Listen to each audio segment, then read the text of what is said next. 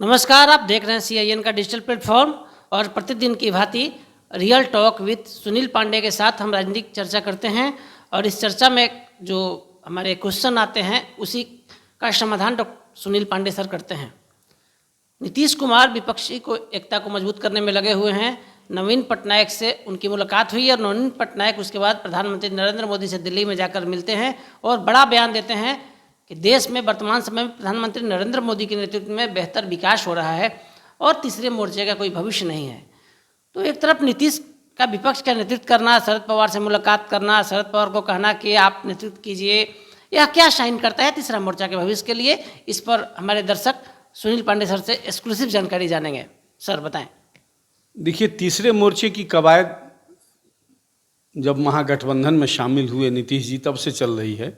लगातार इनको ये भी कहा जा रहा है कि प्रधानमंत्री के दावेदार हैं, पद के दावेदार हैं, लेकिन नीतीश जी इससे इनकार कर देते हैं। ये उनकी राजनीतिक समझ और सूझबूझ जो समझ पाता हो वो इनके दूर की क्या सोच है उसको देख पा रहा होगा। लेकिन सवाल अभी आपका जो ये है कि वो लगातार जो घूम रहे हैं नीतीश जी, साथ में तेजस्वी भी होते हैं। इनकी मुलाकात ममता से हुई, अखिलेश से हुई, हेमंत से हुई, लेकिन जब ये उड़ीसा गए, उड़ीसा पहली दफ़ा इनको समय नहीं दिया गया था। वो 8 मई को इनका मिलना था, जो कि 11 को ये मिल पाए। लेकिन अब पटनायक जी ने इन्हें बहुत हृदय से स्वागत किया और उस समय भी उन्होंने कहा कि ये हमारा निजी यात्रा है और इस निजी यात्रा में एक प्रस्ताव बिहार के तरफ से मुख्यमंत्री ने रखा कि पुरी में एक बिहार निवास बनाया जाए, तो उसके लिए 1.5 एकड़ ज़मीन मुफ्त में उड़ीसा सरकार देगी। लगे हाथ यदि उनसे राजनीतिक तौर पर कुछ भी बयान नीतीश जी हों या पटनायक जी, किसी ने नहीं दिया।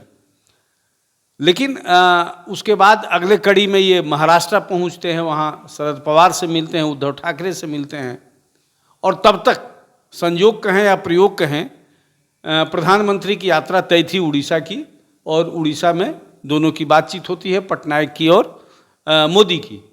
पटनायक जी से यह प्रश्न करने पर कि थर्ड फ्रंट का क्या भविष्य है, उन्होंने साफ इनकार कर दिया कि वो थर्ड फ्रंट का कोई भविष्य नहीं देखते हैं। मतलब ये कि थर्ड फ्रंट का पार्ट वो नहीं बनेंगे। उड़ीसा में बीजेपी जो है, बीजू जनता दल, अकेले चुनाव लड़ती रही है और अकेले आगे भी चुनाव लड़ेगी।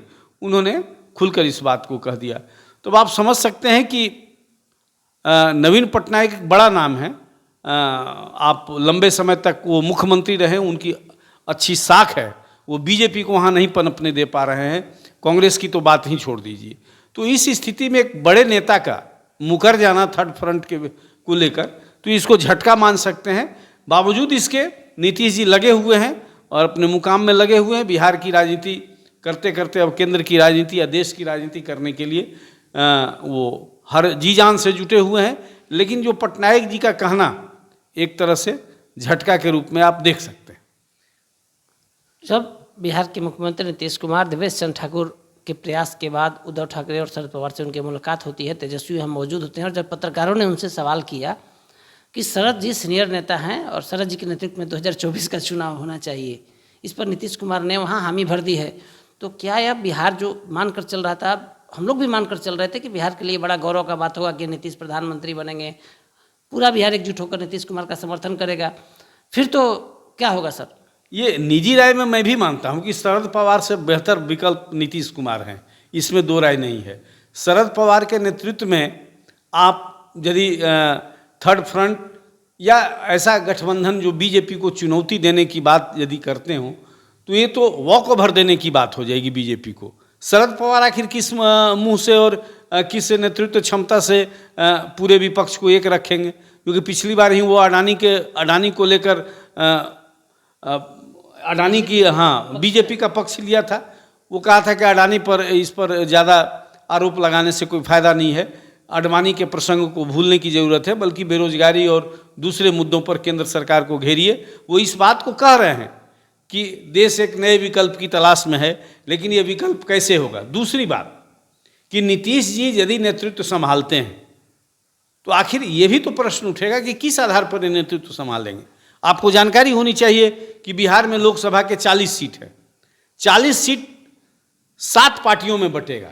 7 पार्टियों का महागठबंधन है बिहार में। तो नीतीश जी के हिस्से में कितने सीट आएंगी? 12 से 13 सर। मान लीजिए 15 आ जाएगा, 15 में मान लीजिए 10 जीत गए, तो 10 संसदीय दल का व्यक्ति प्रधानमंत्री की दावेदारी कैसे कर सकता है? आप क्या मानते हैं कि कांग्रेस चुप बैठेगी, ममता बनर्जी चुप बैठेगी, अरविंद केजरीवाल चुप बैठेंगे? कोई नहीं चुप बैठने वाला है। आपको नेतृत्व का बल आपके संख्या बल से मिलता है। आप योग्य हैं, इसमें दो राय नहीं है, लेकिन आप जानते हैं यहाँ डेमोक्रेसी है और एक सीट के लिए कितना सिर फुटबॉल होता है विपक्षी पार्टियों के लिए, पार्टियों में ही। तो यहाँ जहाँ संख्या बल मायने रखता है, वहाँ नीतीश जी अपने किस स्थिति में, कैसे, आखिर इनके पार्टी के लोग, उन लोगों का क्या समीकरण है, किस केमिस्ट्री के आधार पर ये कहते हैं कि ये देश के प्रधानमंत्री बन जाएंगे? बेशक ये सबसे योग्य हैं, साफ छवि है इनकी, इनके निजी रूप से इन पर कोई आक्षेप नहीं है, कोई धब्बा नहीं है। लेकिन सवाल है कि निजी धब्बा और साफगोई और इंसानियत और ईमानदारी के बल पर कई लोग हैं राजनीति में, लेकिन संख्या बल नहीं रहने के कारण आज उनको कोई नहीं पूछ रहा है। तो मेरा मानना है कि ये सिर्फ शिगुफा हो सकता है राजनीतिक रूप से। नीतीश जी को अपनी इस बात से उनको अब मुक्ति लेने की ज़रूरत है, या वो साफ साफ कह दे कि राजनीति सब संन्यास लेने का समय है। क्योंकि मैं मानता हूँ, या अधिकांश लोग मानते होंगे, कि ये मुख्यमंत्रित्व के तौर पर इनका अंतिम पारी है।